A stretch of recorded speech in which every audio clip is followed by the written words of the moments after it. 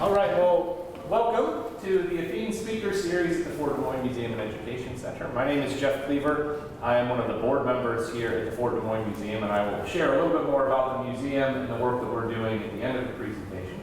But we are very happy to welcome our second speaker in the series today, Dr. Bernard Harris, who is joining us today from Fort Leavenworth. And he's going to share more information about the Black Officer Training Camp that was here in 1917. So thank you very much for being here, and welcome, Dr. Harris. Thank you.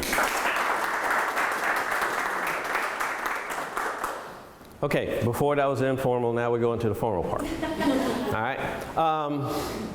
Basically, for me, studying Fort Des Moines, this is like hallowed ground for me, okay, to walk around. And from everything that I studied, I actually did my doctoral degree study on African American officers here for World War I. So my dissertation covered adult education and military training for World War I. So I graduated from Kansas State University just about a year ago, last May. About 5 years of fun. Nah.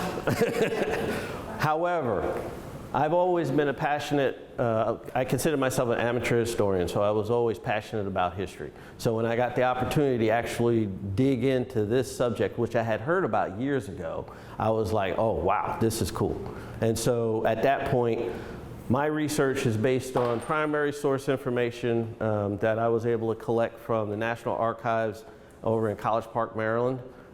National Archives No. 2 in College Park, Maryland, also various universities around the country to include University of Michigan, which has some YMCA records, and a few other universities in the South and down in Texas and Louisiana. So the majority of my information is primary source, but I have it backed up with secondary source information. And my research continues because just yesterday I was over here at the State Historical Society of Iowa, which I also used some of the information. And I found a couple other interesting things, which I'll talk about here in a second. So I plan on turning my dissertation into a book, but this is one of those things that can easily turn into a lifelong mission because there's a piece of paper in somebody's attic that I really need, and I'll probably never find it. But that's just, I consider it one big detective story.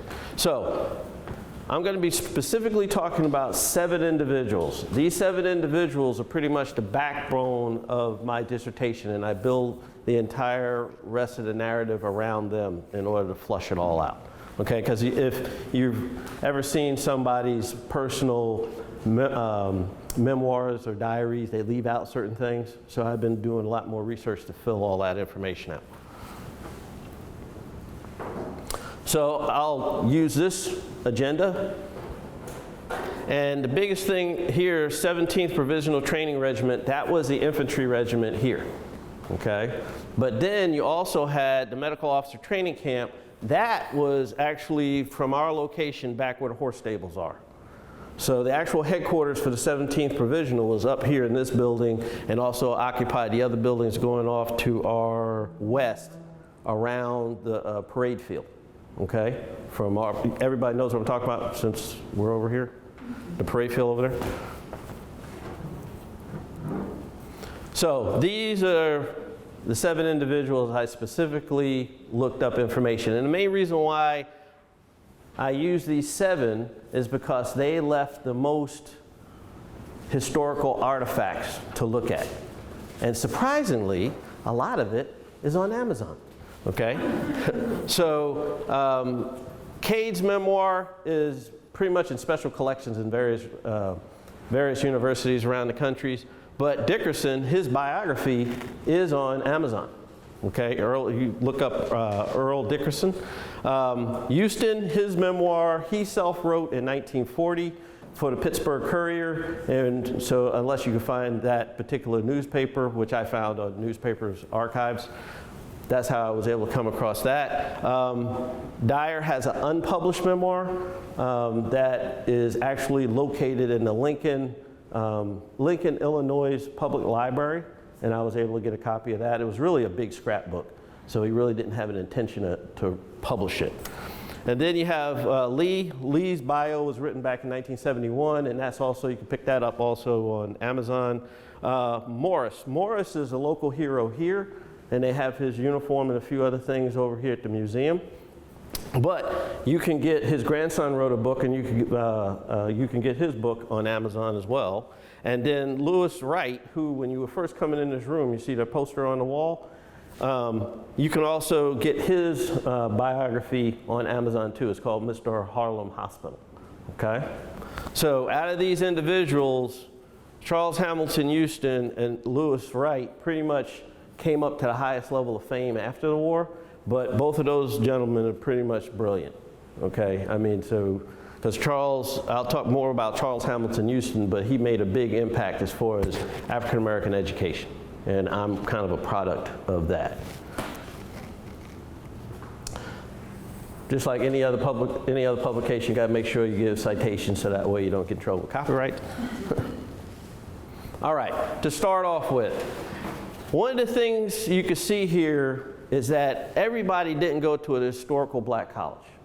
You had some people go to historical black college and other people didn't. All right, so that was one of the first things when I started first doing this research. I was, my mind automatically said, okay, these gentlemen were going to historical black colleges, but that wasn't the case.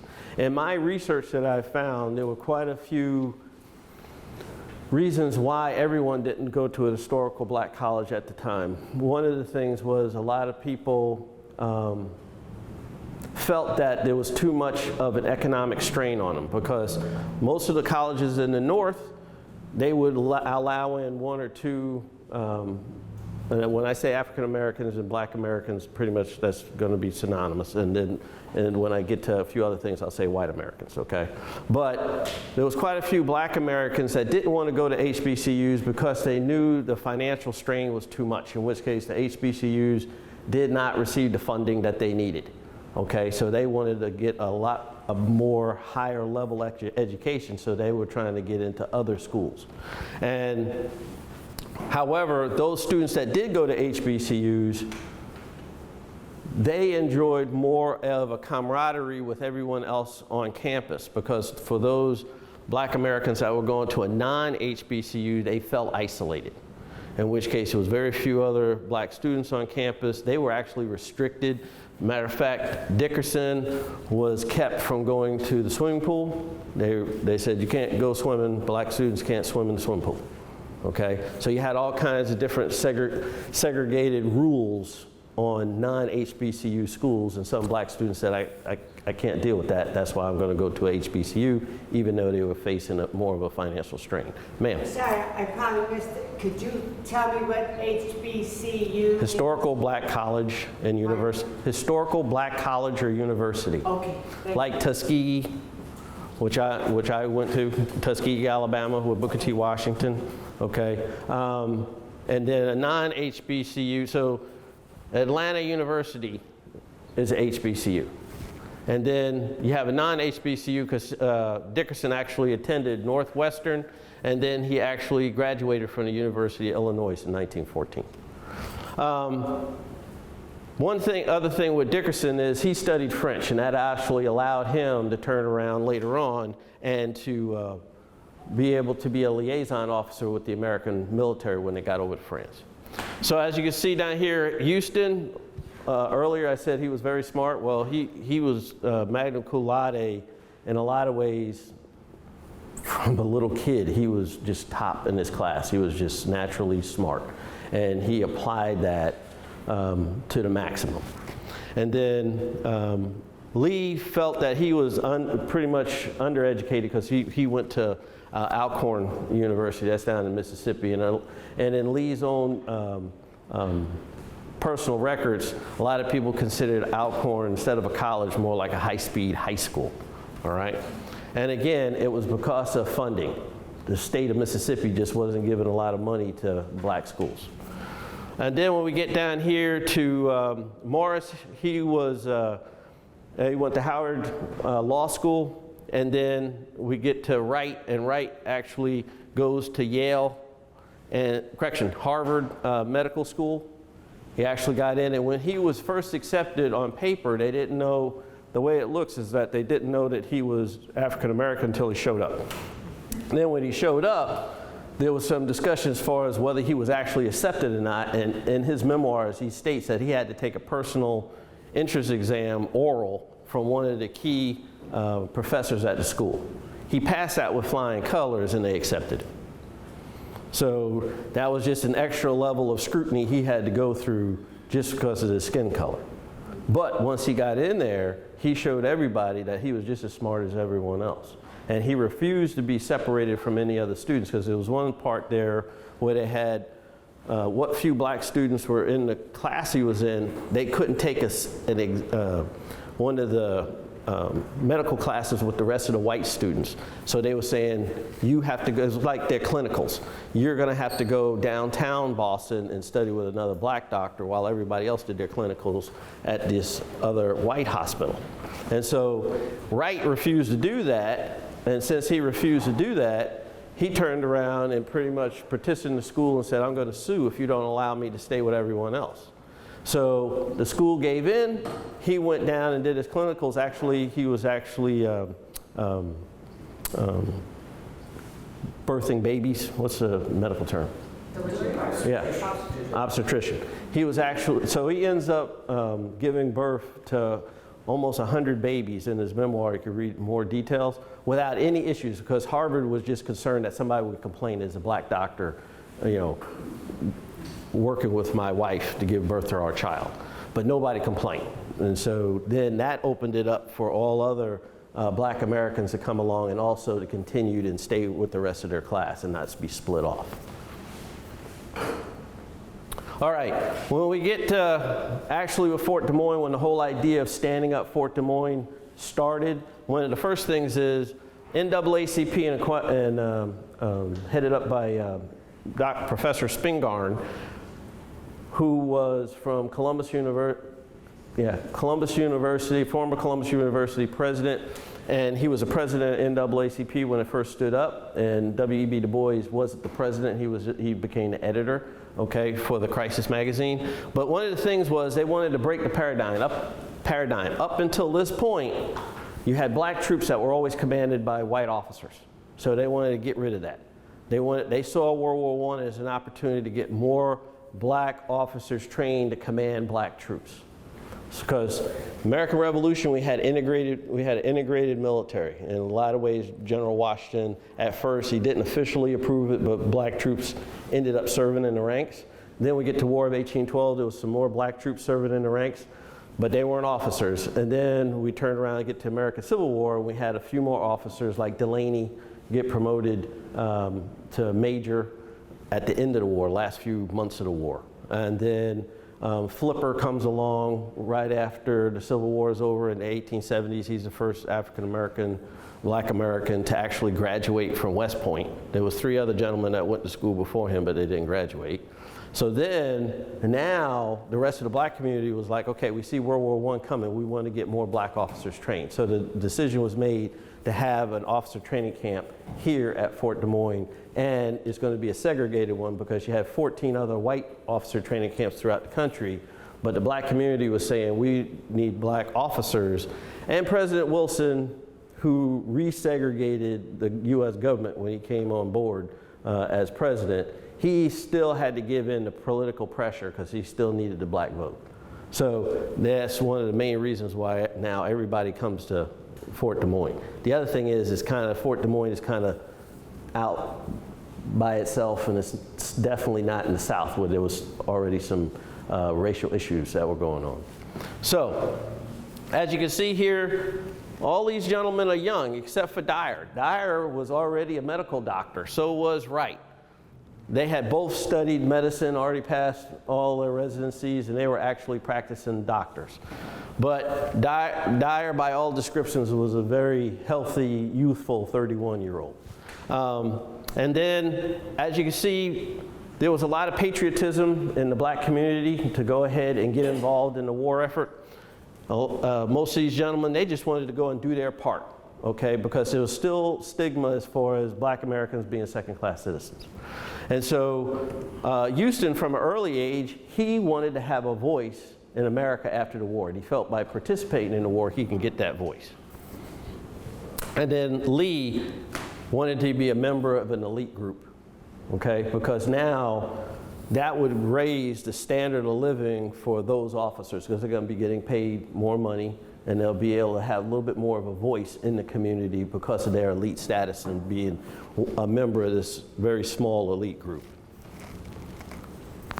All right, now we're going to get into the infantry camp. I got 2 slides in the infantry camp and another 2 slides in the medical camp. For the infantry camp, it starts up in June.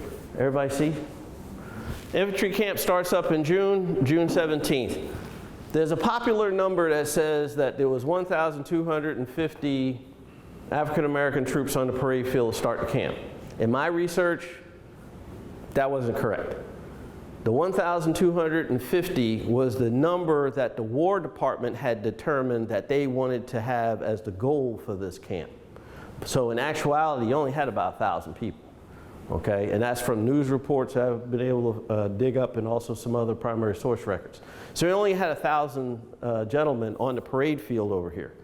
About 100 of them were NCOs, because they wanted to have 250 NCOs, so 1,000 civilians and then 250 NCOs. But you only had 100 NCOs when it first started, because more NCOs started showing up in June and more NCOs started showing up in July, okay? And especially the NCOs that were coming in July, they were coming as far as the Philippines.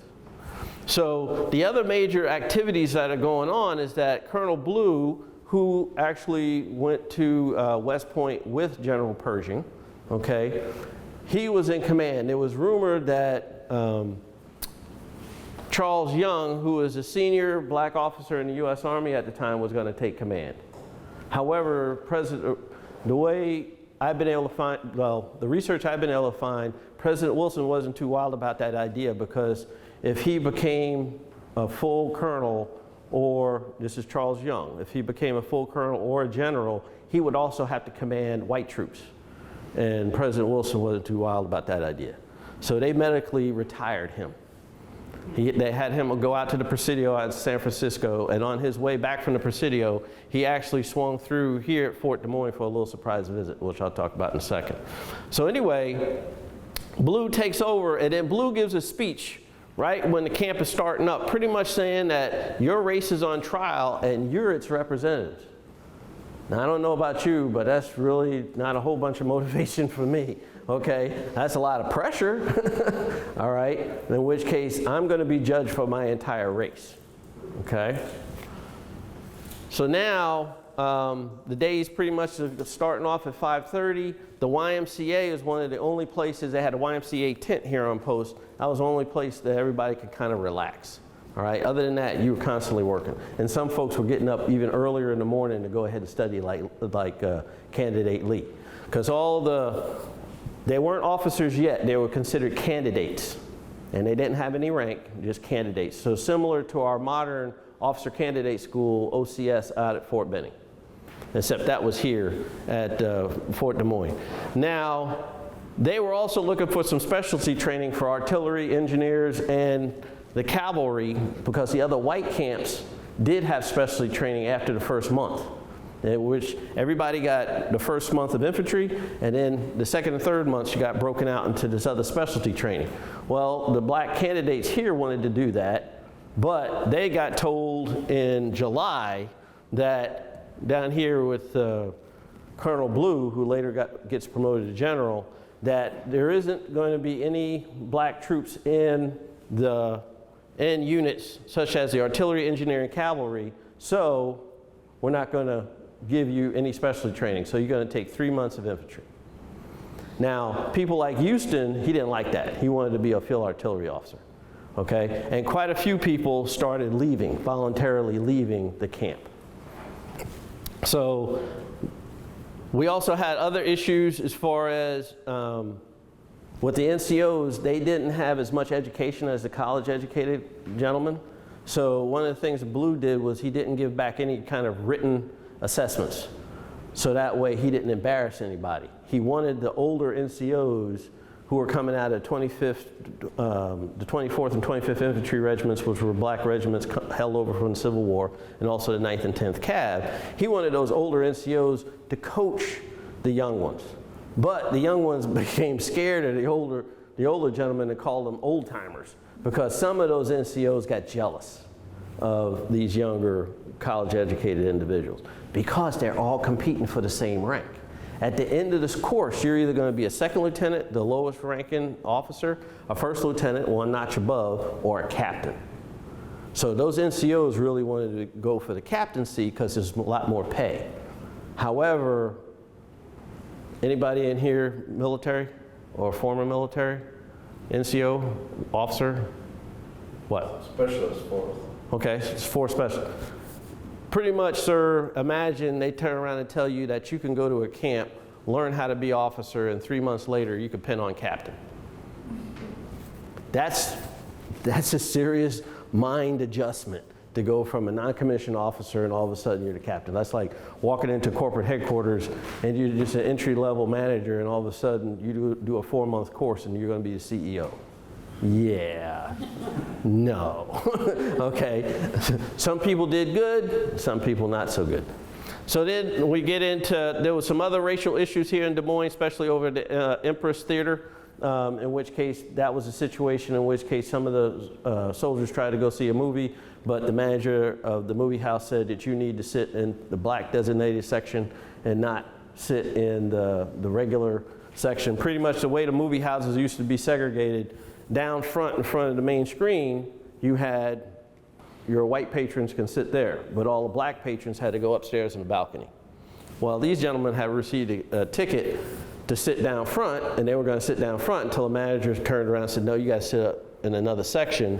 And at that point, nobody got into a scuffle, but police were notified, and so two or three of the officers from the camp, they didn't get arrested, but there was a little bit of a situation that made the news. And then Colonel Blue at the time, the camp commander said, all right, he pretty much issued instructions down to the Chamber of Commerce saying, I'm not going to allow these black officers to go downtown and shop if we don't ease up as far as the treatment of these gentlemen. Because black officers were getting paid with gold coins. Okay, so all the businesses wanted that money. Okay, so then at that point, they eased, the racial tensions here eased up a little bit, and that's when you get into, when we go to, the White Sparrow exhibition, in which case Blue actually has the candidates march down to Drake University and actually do an exhibition down there of singing and marching. And the final slide for the infantry camp, in August, we had a situation in which, down in Texas, that's Camp Logan, in which case we actually had a black infantry regiment actually mutiny against the orders of their officers who told them to stand down, but the guys got their blood up and went downtown and shot up the place, all right? That incident created a ramification in the War Department, and the War Department said we can't put an entire black division in one spot. So when the decision was made for the 92nd Division and the 92nd Division, they said we have to split them up. So each one of the regiments now had to go to different camps. So the 92nd Division was spread out over 7 camps. And that's what led to a big delay in graduation, because they were supposed to graduate in September. 3 days before graduation, you get told that, nope, graduation's canceled, you got to stick around for another month. Yeah, morale was... Military. Say what? So it sounds like the military. Oh yeah. I'm a retired officer, and yep. Okay, hurry up and wait. However, it was a big gut shot in the morale, and even more of the candidates left. Okay, just the Army let them go, no harm, no foul, because the War Department really wanted to keep the number of candidates commissioned here very small. The overall goal was only to have 7% of the entire officer corps for the American Expeditionary Force to be black Americans. But that wasn't a big written rule, that was a little secret thing that the War Department developed based on what President Wilson wanted. Now, Secretary of War Baker was actually a friend and had a lot of close contacts with the NAACP, but his direct boss, President Wilson, didn't want to hear that. okay? So Baker pretty much had his hands tied in a lot of ways, all right? So now, with September and a delay in graduation, oh, one other thing, the band, the Iowa National Guard was here on post in August, but then when we get to September, the band deploys overseas, and now the troops are marching around, actually marching to their own songs that they're singing. And the songs they were singing was the March to Georgia, and then also they were singing the Star Spangled Banner. Now, for us that's former soldiers, marching around the Star Spangled Banner is not the greatest song to march to, okay? But they did it. Then finally in October, they went ahead and graduated. The number, I'm still trying to determine, the popular number is 639. However, I've found various sources that give 624, 630, give various numbers. So I'm trying to get some more information on that. But if you take the popular number of 1250 that started and then 639, you only end up with an actual graduation rate of about 51%. So the War Department is able to accomplish their mission to keep the number of black officers low. Also, there was two other gentlemen here, Major Ford and Captain Phillips. They were actually black officers from 8th Illinois. 8th Illinois was a National Guard unit that was deemed able to be with active duty units. So with that, they were here pretty much as mentors, as from what I can see. It's not officially written. They're officially written in the records as students, but their names are listed just like all the rest of the other white instructors. So that makes me think that they were really mentors, because they were already commissioned officers for a number of years. Now, this is one of the only pictures of the actual candidates in the infantry school actually doing any kind of studies or any type of work, and pictures for African American officers is rare. So I like this one. This was taken over by the barracks, and it looks to be they were doing their sketch class, because there's these little boards in front of them. That's when a lieutenant is actually sketching out his battle position and where all his troops are. And then that sketch is passed up to the company. They make a bigger sketch, pass up the battalion, they make a bigger sketch. Now, we had 3 camps for the medical course. You had one camp, but you had 3 schools. So you had one school to train officers, another one to train NCOs, and another one to train enlisted medics. And now they start up in July. So when the infantry school starts in June, we actually had some doctors inside the infantry school. They were just waiting until the medical school opened. And once the medical school opened the following month in July, they just literally walked across the street to the medical school. And they surrendered their infantry commissions to pursue medical commissions. And so you had 50 doctors show up about in July 26, and they pretty much, it's not 100% clear how they started training, because the medical school didn't officially open until August 20th, when the commanding officer Bingham showed up. And then Wright, one of the gentlemen I'm writing about, Wright actually received his commission from the medical department early, because he actually took another test. After he graduated from Harvard, he goes down and he becomes a regular doctor, and he actually was at a conference down in Tuskegee when he hears about the officer training camp starts up. He goes to Fort McPherson and actually gets another oral test from the surgeon, the head surgeon down there, and they say, okay, we're going to commission you as a second lieutenant. So he shows up here to Fort Des Moines. He's technically already commissioned, but some of the instructors wanted to treat him like everybody else, and he pushed back because he said, you're going to respect me, okay? Now that got him into trouble, because later on he was nominated to get promoted to captain, but Lieutenant Colonel Bingham, the camp commander, gave in the pressure and left him as a first lieutenant, okay? He didn't actually get promoted to captain until 2 days, well, correction, it was 3 hours after the war officially ended. Because everybody knew he was serving as a captain already, but he just didn't have the rank. But he was always pushing back against any type of disrespect that he was receiving. So now, one other big thing about the medical camp is they were short a lot of equipment. So those horse stables that are right behind the main barracks back here, they were actually converted into barracks for the first time in order to house the medical students, because they just didn't have enough equipment. And then ending up with the medical camp in September, we pretty much had even more student officers, because the medical side, instead of calling them candidates, they call them student officers. more and more people are showing up. Okay, so they didn't have everybody for the medical camp. Everybody didn't show up at one date. It ended up split out, just like the infantry camp, with a couple of NCOs showing up here, a couple of NCOs showing up here. Well, at the medical camp, they had students, officers, these are already doctors, showing up at all kinds of times. Okay, some of them received as little as 30 days of training. Some of them received as many as 80 to 90 days of training. Okay, depending on what their specialty was and depending on what the Army's needs were. So they started, the majority of them, once they finished the classes that they were assigned, the Army just said, okay, we're going to graduate you and let you go. So they didn't have a big graduation ceremony like the infantry did. Pretty much once they finished their training, you got your papers and you immediately left, and most of them went to join the 92nd Division. And then in November, the actual medical camp finally closed up on the 2nd of November.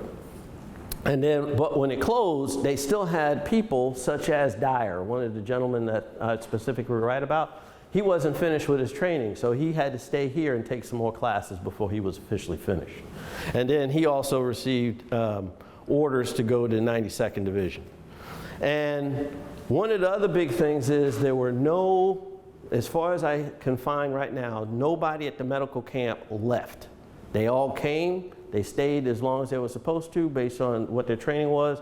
And once the Army said, okay, you're trained, you're good, they left. Going back to the infantry camp, remember those times that I told you that people pretty much got demotivated, you know, some of those speeches and different things, and turned around and voluntarily left? The medical doctors did not. And one other reason why they did not is the fact that each medical doctor was assigned their own soldiers to be in charge of, at least a 20-man detachment. Ma'am? How can the infantry guys just like leave if they didn't like what was going on? Like today, you sign on the dotted line. You may not like what's going on. Well, you have 3 weeks. If you go to basic training and it's obvious to you and everybody else you're just not fitting in, no harm, no foul. You go home. 3 weeks. Mm-hmm. About 3 weeks. So for them, the Army had already told them in the beginning, you guys can leave anytime you want. Because remember, the War Department wanted to keep those numbers low. So they weren't going to fight them. It's like, oh, you went through the whole course and now you don't like it no more? Bye. What's going to happen is, as soon as they leave, they're just going to get drafted as infantry or get drafted as enlisted. Okay? So you could have been an officer, but now you're just going to be another enlisted person, in which case that's what the War Department wanted. They wanted to keep the majority of black troops in the ranks. They didn't want that many black officers. So for the War Department, it was like, hey, no harm, no foul. Go home.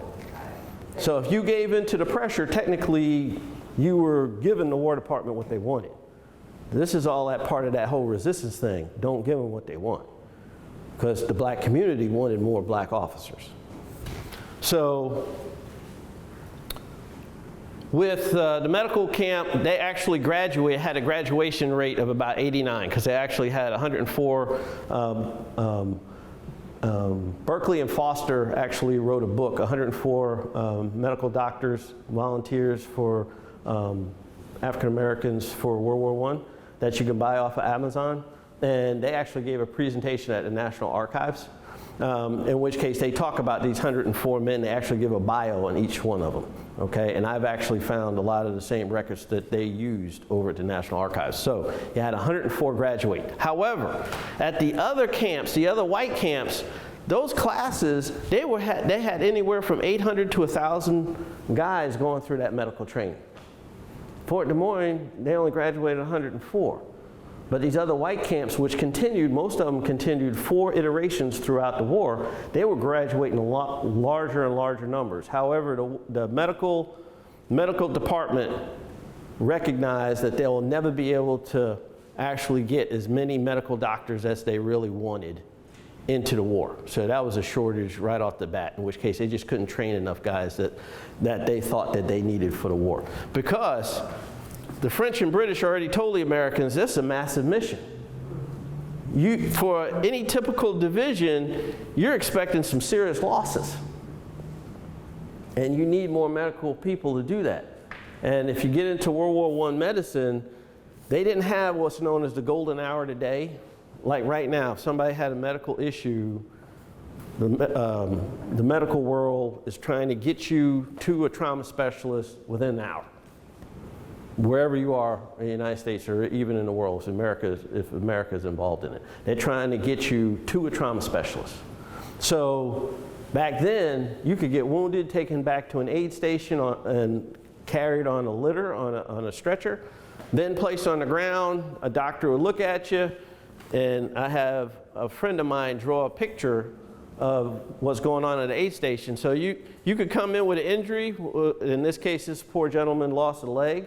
But you could come in with an injury, they bring you back to the aid station on a stretcher, they put you down on the ground, and a doctor will look at you, or a nurse will look at you real quick. Then you'll get transloaded over onto a wagon or onto one of the early ambulances, motor ambulances. You're taken to another medical base, which might be up to a mile or more behind the lines, and if you still need more treatment, you could get placed on a train to take you back to an actual evac hospital even further back. And that's if your train actually got there, because some of those trains got pushed off to the siding because you had ammunition trains going in, and there wasn't a big priority of medical trains coming out, okay? So you had a lot of people pass away in the process just to get back to the medical treatment they needed. Now, World War II, obviously, they learned a lot of stuff from World War I, and it got a lot better, okay? But that was the situation for World War I. And then finally, the aftermath, all of these gentlemen deployed over to France, they all survived.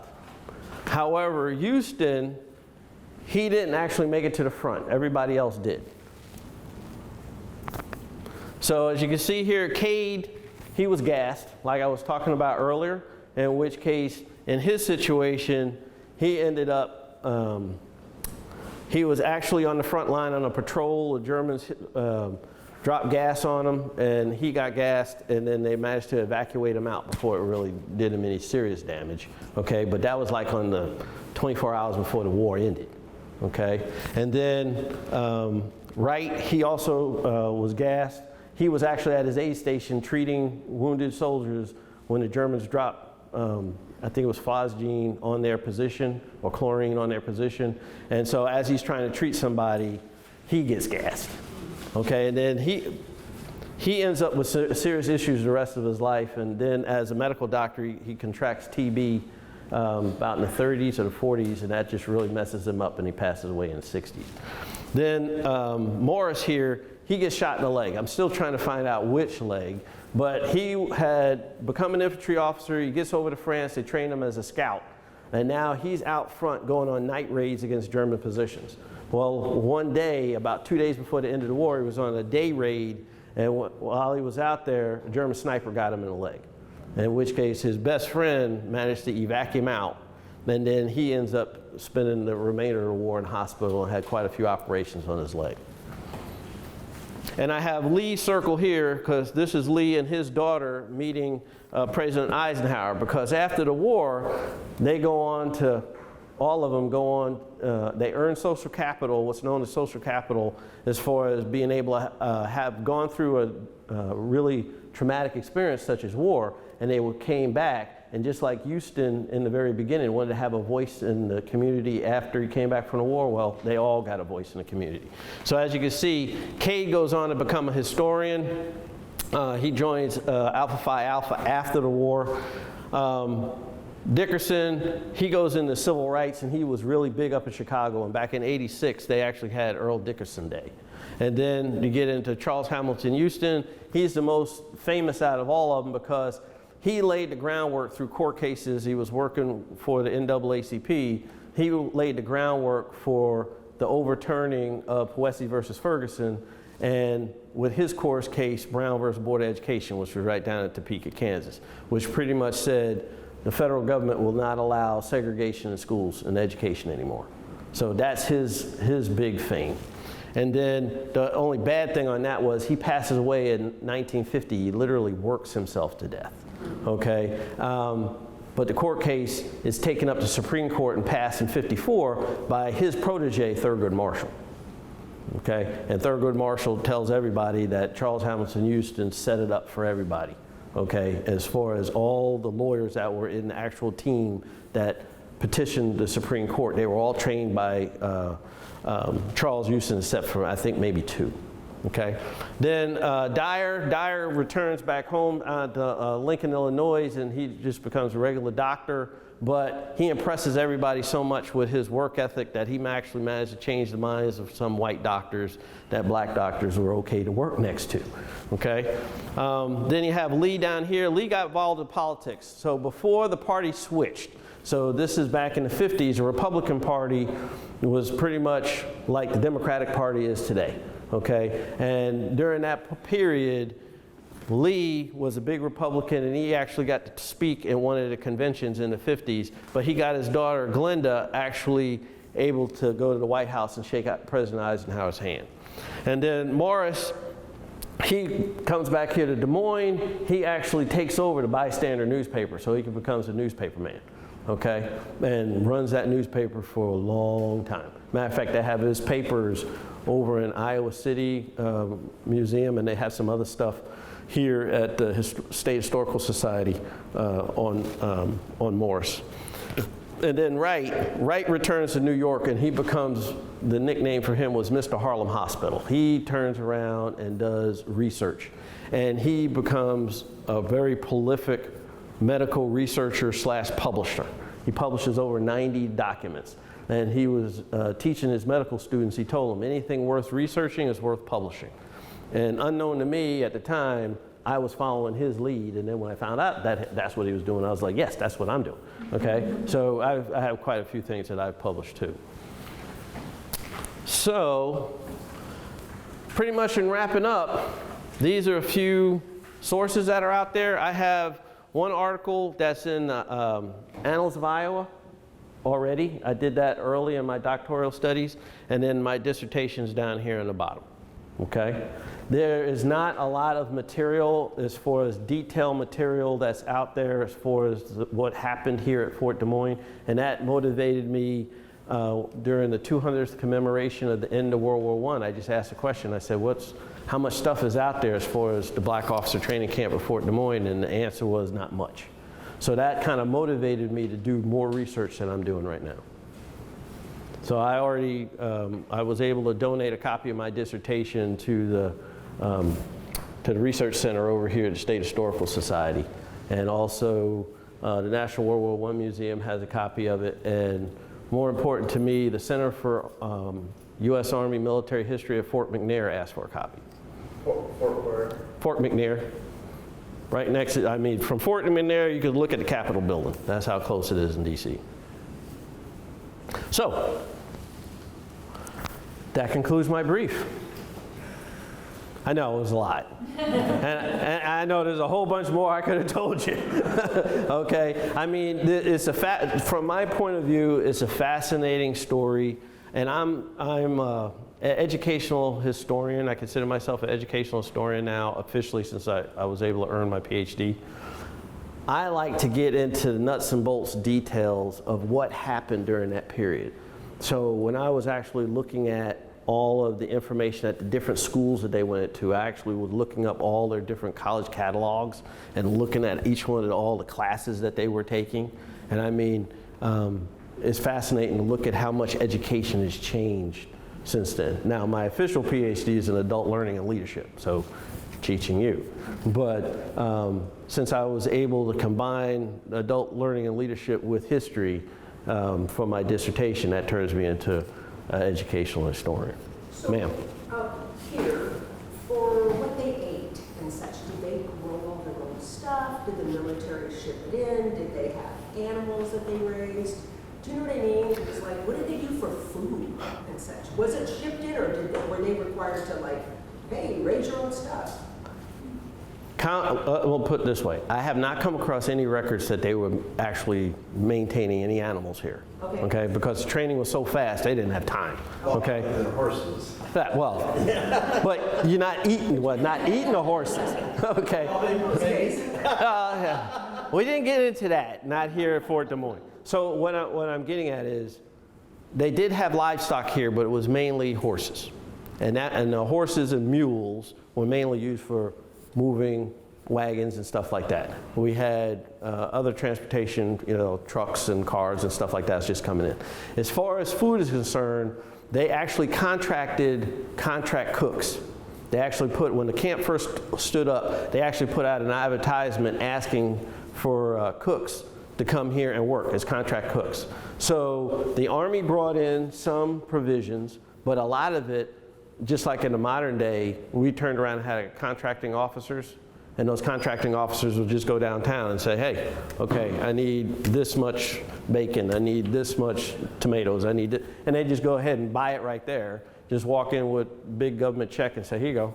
And then the local businesses, the local farmers would bring the produce here, and then it would get cooked and prepared here. So I found some of the menus for some of the food, and they were eating pretty good. But the thing was, they were working pretty hard. Okay, sir. So, am I to understand that this was just a one and done? Mm-hmm. It started in June, and by the end of the year it was over? By November, everything was closed. Okay, and That was it. never again were black officers trained here? Correct. Were after World War I, did they just not train black officers again until World War II? Not here. Okay. No, what happened next is you ended up with a series of 4 different officer training camps. The very first one really starts in May. For white officers, it starts in May, ends in August. And then they had another one stand up in September, and then it ended 4 months later. So for the normal cycle, it was a 3 month course. What happens is that for the very first one, from May to August in 1917, you had 14 all-white camps. Then you had 1 camp for black Americans here at Fort Des Moines, okay? After Fort, sir? In the whole country? Correct. After Fort Des Moines closes, the real interesting thing is, now some of these other camps started taking black officers, black candidates, and also I haven't been able to find on the medical side, but on the infantry side, especially on the field artillery side, because Charles Hamilton Houston, he graduates from here 3 weeks before he's supposed to ship overseas. He gets orders to go to the field artillery officer training camp like he wanted to in the beginning. He goes over there and he graduates 4th out of 2,500 guys. But guess what? I've even at the National World War I Museum, they have a couple of pictures at Camp Zachary Taylor, where the field artillery school was, actual integrated pictures. Because in some of those period pictures, you have all the blacks over in one corner and everybody else is over here. Well, you actually got a couple of pictures through Jonathan Casey, who's the archivist, one of the main archivists down at the World War I Museum. He called me in one day and said, hey, look at this picture. And it's an integrated picture. So all these other camps started bringing in more and more black officers, and that's one of the things that I want to continue researching.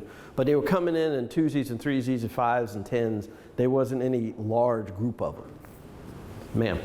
So how did young black men find out about this opportunity? Newspapers.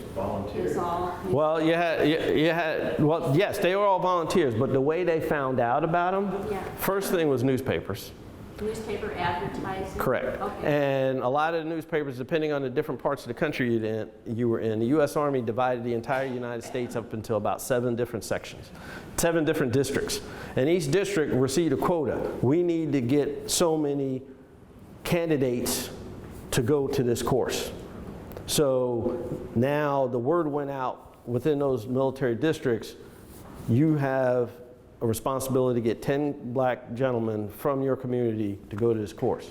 So the Army was pushing the recruiting, the word was going out in the newspapers. However, in the newspapers, the actual age requirements was fluctuating big time. The official number is 21 and 9 months. If you're 21 and 9 months, you can go ahead, even as a white person, go ahead and volunteer to become an officer.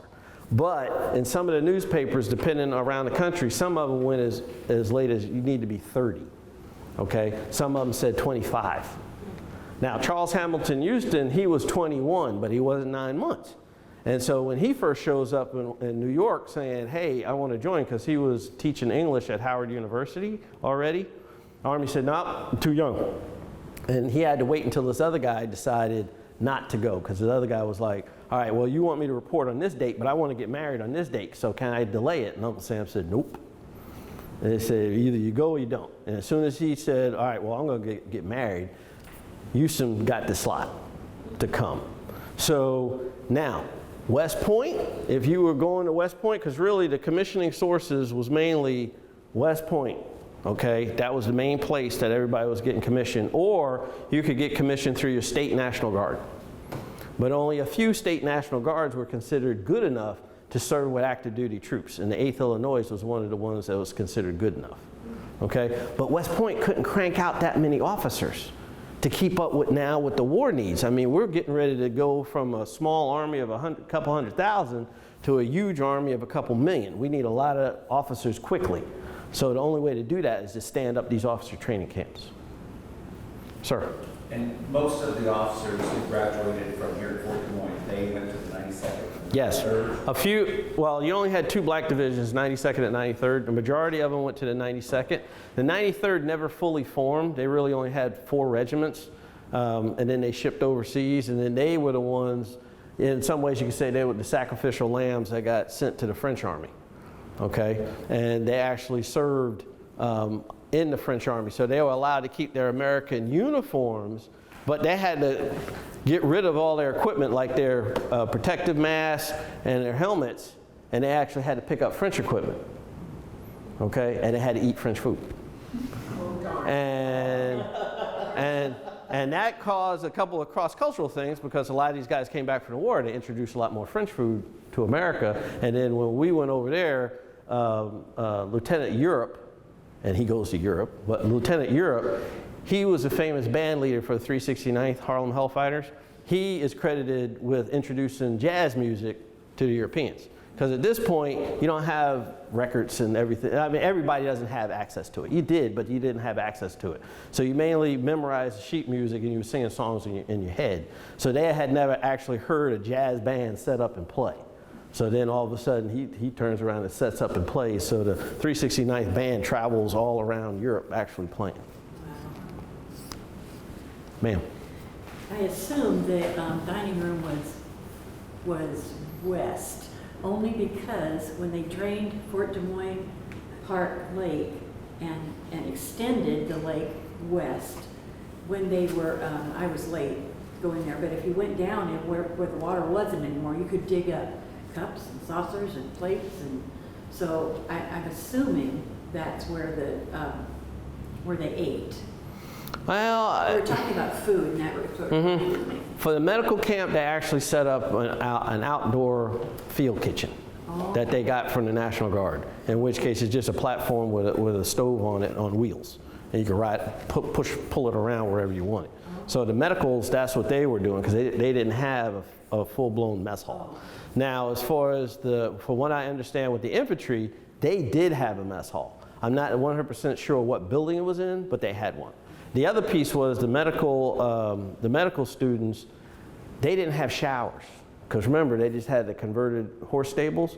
So they had to work a deal with the infantry guys and say, okay, can we use your showers? So inside the main barracks. So in exchange, the medical student officers actually gave medical hygiene classes to the infantry guys in exchange for being able to use the infantry guys' showers. Now, Anything away when you can get something. oh, that's right, that's right. Now, one of the things, if you get into archaeology, the best thing is you find everything in the trash heap. So at that point, sometimes folks just throw stuff away and it just doesn't get disposed of. Sir? What other kind of things occurred from these 7 people in terms of influencing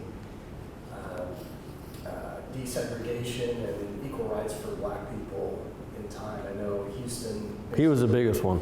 He basically set it up for Thurgood Marshall, right? Were there Right. other things that others did? Well, you had Wright. He became the first black American to be the president, the chairman of the board of NAACP in 37. I think 37. So all the chairmen of the NAACP up until that point were all white. And then National Bar Association. I was going to say the bar association. right. There's Morris, a statue, or I guess you call it a statue. Sculpture. A sculpture that's down on Second and second grant about they weren't allowed to join the white bar association. Yep. They created their own. And Morris was part of that. So all of them pretty much had a voice in small and bigger ways in the black community after the war was over. Because again, while they were training at Fort Des Moines, one of the things I really didn't highlight, they were receiving visitors from all HBCU presidents were coming here, high-ranking black people in the black community were coming here, okay? And because they were all trying to encourage the guys to stay in training, so especially for the infantry school, encourage them to stay in training and not drop out. So that way they can have an influence and be influential, which they did. Correct. Ma'am. Was there any relationship of the officer training candidates with what was going on at Camp Dodge? So with the Alabama regiment, did they have any interaction with, you know, the troops that were trying to get trained? Not while they were in training here, but again, I go back to Morris. After he was commissioned here, he goes up to Camp Dodge. And he actually is with the, I can't remember the unit off the top. I think it was a 366, in which case they received those Alabama draftees that were coming in. And that was one of the reasons why the War Department, on top of the fact that the situation down at Camp Logan down in Houston, Texas, created a big stir, and the War Department didn't want to put one division in one location, okay? The next piece was just the regular organization of everything, in which case it's like, all right, if we're going to split up all the 92nd Division and put them in different camps every place, we need to hold the black officers until we get all the draftees drafted, because they hadn't even received their draft notices, okay? So then by the time they received their draft notices, and remember, this is telegram and mail, and I mean, this is slow boat information, okay? But for the time, it was high speed, okay? So the thing was, by the time all those gentlemen down in Alabama, some of them were coming straight out of the fields, okay, received their notices, got their quick uniforms, got put on a train and can't come up here, okay? While they were doing that, that was that 30-day, that was part of that 30-day delay for the candidates here to continue training. Now, once they were finished and they graduated on the 15th of October, they had 2 weeks off, and then they had to report to their next duty station, which for Morris and I believe for Lee, they both came up here to Camp Dodge and reported in on the 1st of November. And then they took over those Alabama troops, and one of the things that Morris complained was, I can't understand a word they're saying, okay? And so he at that point was having misfortunes, as like, why did I even get involved in this?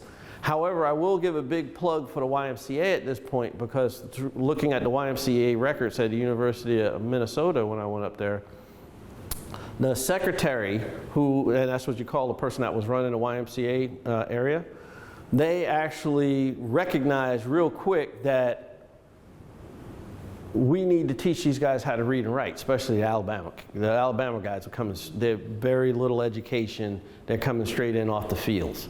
And so the story is that the black Alabama soldiers, when they moved into the barracks had been occupied by Europeans who had just become citizens for the U.S. So there was a lot of pamphlets laying around in there on how to speak English and how to write English. So the next thing you know, a lot of them start going to the YMCA tent. At first they were saying, write a letter home for me. But then they turned around and said, no, I want to know how to write my own language. So now the YMCA tent turned around and started really cranking up. And at first they showed them how to write their name in pencil, but they realized that every month on their the little pay card that they have to sign for their pay, they had to sign in ink. So now it was like, oh, now we need to teach these guys how to sign their name in ink. And one of the stories is you had plenty of them. You didn't have a regular pen like we do today. You had to dip it in ink and then write. Well, a whole bunch of them got covered in ink because it was like, I'm having a hard time. Okay, but they learned it. And it turned into a big plus, especially as far as morale, because they weren't allowed to receive that type of education down south because the segregation was so bad. Sir? So I believe it's called the White Sparrow, the event at Drake Stadium.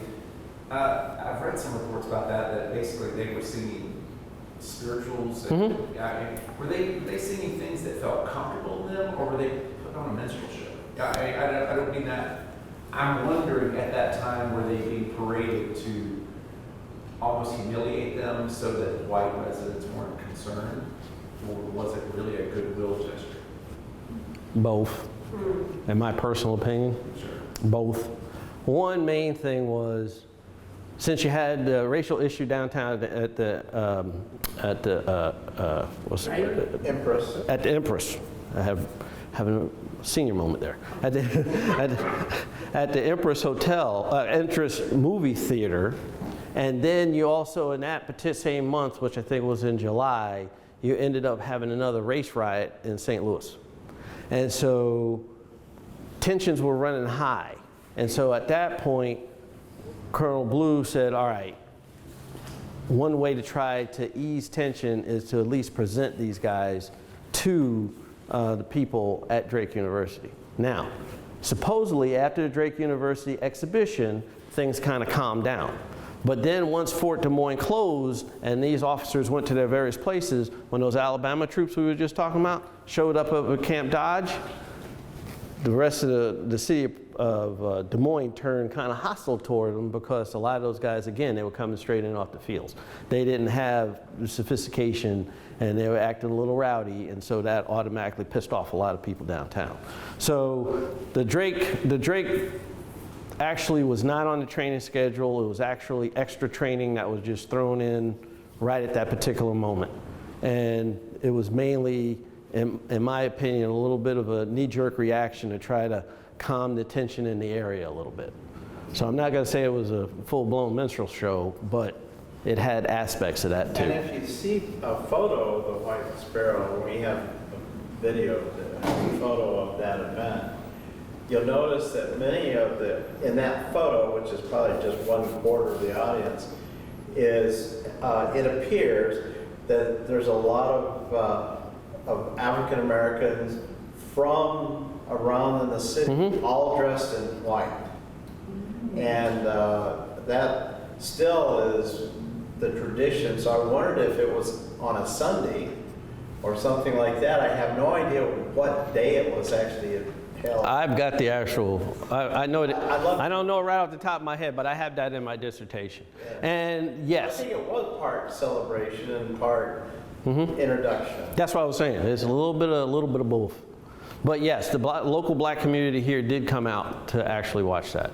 But from the military side, you know, putting on my military hat as a retired lieutenant colonel, that wasn't on the training schedule. So now all of a sudden the commander turns around and says, hey, we're just going to take the entire camp and we're going to march them down or truck them, or we're going to get them down here to Drake just to go ahead and put them on exhibition, not exhibition, but not them as the exhibit, but they're going to put on an exhibition demonstration. As a training person, I'm like, sir, you just took away a whole 2 days of training. We need to train. But they went down there. I wonder if it was a weekend. They were the only time they had off was like Sunday afternoon. Yeah. Yeah. Why was it called White Sparrow?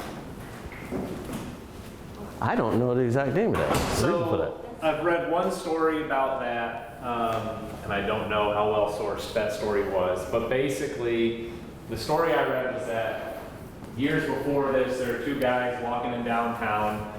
They walk by an alley. One of them says, oh, I just saw a white sparrow, and the other one says, no, you didn't. And he said, I'll bet you $1 I saw a white sparrow. And so they go back, and I don't even remember which one of them won, but they traded dollars, and the one says, you know, this is kind of dumb.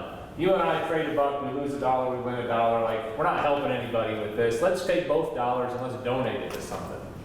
And so White Sparrow events became fundraisers in Des Moines. And so I don't know if that's actually where the name comes from. That's the one story that I read. But there were other White Sparrow events that were usually like choral performances or things like that they would raise money.